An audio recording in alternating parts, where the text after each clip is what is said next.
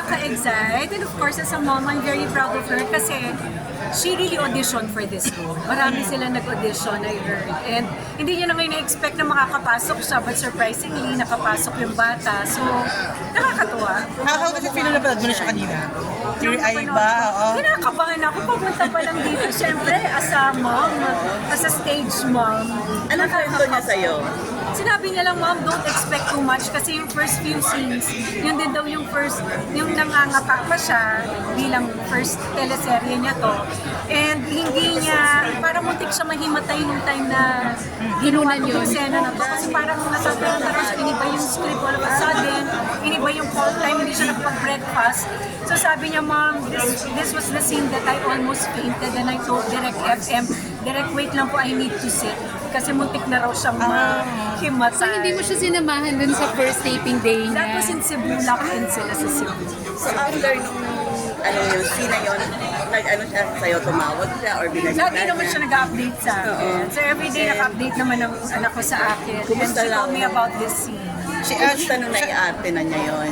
Ha? Kumusta nung nai-act na niya yun? Ay, nakakatawa naman, hindi naman halatang muntik siyang mahimatay. So okay naman, hindi naman halata. Siya, kamusta ang puso mo right now? Naku, let's not talk about that. Okay. Ialiway na lang muna. O ikaw I heard na parang, are you planning to sue? Ikaw na ba mag-file ng Fake case? news. Oo, yung fake news, oo. My lawyer is checking na kung ano yung dapat, kung meron kaming pwedeng i-file na case. So it's Attorney Bonito Alantana taking care. Si Angelina ba yung sinasabing na-issue na buntis daw? Kaya Kaya ano naman na yan, diba? Ako ang buntis, si Sam ang buntis, Angelina ang buntis. So lahat sila? Except for so far, yung bunso ko hindi pa. Pero palagi naman kaming laman and you all know that for years, laging laman ng fake news and the more that we keep quiet about it, the more na nag-worsen. That's why I had to really call out, but unfortunately calling out did not really do anything. Meron kang idea kung sino yung gumagawa nito sa'yo? Baka meron kang mga personal na... Wala naman yung fake news naman, alam naman natin yun kasi more click, more money for Ever them. since lagi kang merong Diba? fake news. Oo. So, binibigay ko na yung trust ko sa aking abogadong si Attorney Alentahan to do what he thinks is right. Pero nag-start itong mga fake news sa'yo even before pang maling ka kay Sir Atong Ang. Dati ba Tama yan? ba? Nangyari? Tama ba? Before pa naman nangyayari na Or yan, no? after na lang? Matagal na to, diba? Even si Maki nga, yung ex ko, nilalagyan ng ini-edit yung mukha and kino-compare. Marami na talaga. It's been going on for so many years. Saka sa paborito na ano nga ng Hindi ko fake news. kahit tumatahimik na kami, I've been lying low already and you all know that. Pero talagang wala pa rin. Yung mga... We have to do something. Pero itong mga recent fake news na inilink ka kay Sir Atong Ang, napipikon ka din ba sa Let's mga not talk ganun? about it. Oo. Pagdating doon. Hindi, pero na lang, in general na lang, why did you decide to keep yung personal buhay mo na private? Bakit mo gusto mo yung private na lang lagi?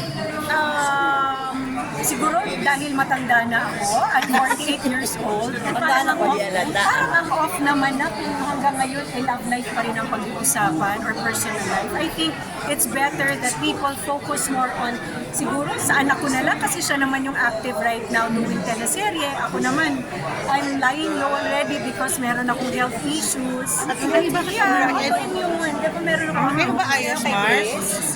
autoimmune, but it's myasthenia gravis. It's called myasthenia gravis. It's weakening of nerves and muscles. So Kaya I can't Sasha, isang autoimmune lang.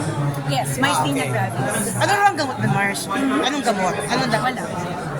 So, paano mo ilano? Pero hindi naman kasing... Bawal ma-stress, bawal Uyat, ganun? bawal ma-stress, bawal ang mapuyat. Lahat kaya nga I've declined so many good shows already because kahit gustuhin ko, hindi kaya ng katawan ko for now. But I'm hoping and praying na maybe. Kaya pala. Sinasabi ko nga sa mga offers ko, maybe by next year po, baka mas lumakas at mas pwede na. So, Immune system mo. avoid stress muna. Kaya ka naglaylo.